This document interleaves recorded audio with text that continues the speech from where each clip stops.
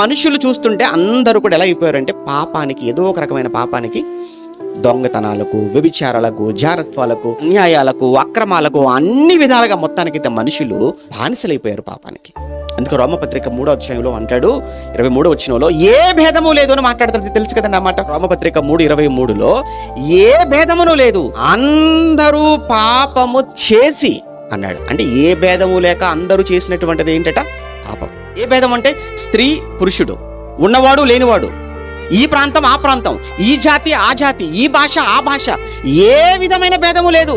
అందరూ కూడా పాపము చేసి దేవుడు అనుగ్రహించే ఆ మహిమ లేదా ఆ పరలోకాన్ని మనుషులు పొందుకోలేకపోయారు. అంటే పాపం చేసిన వాళ్ళందరూ ఏమైపోతున్నారు అని అంటే పరలోకాన్ని పోగొట్టుకుంటున్నారు.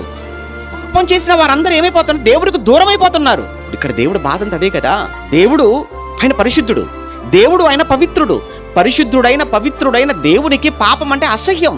పాపం చేయటం అంటే ఆయన అస్సలు తట్టుకోలేడు. ఆయన అలానే మనిషి పాపంలో పడకుండా ఉండటానికి, పాపం చేయవద్దని చెప్పటానికి ఎందరినో పంపాడు ఆయన.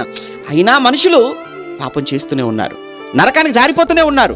చివరగా ఆయన చేసినటువంటి ప్రయత్నమే ఆయన తన కుమారుడైనటువంటి యేసుక్రీస్తుని లోకానికి పంపటం.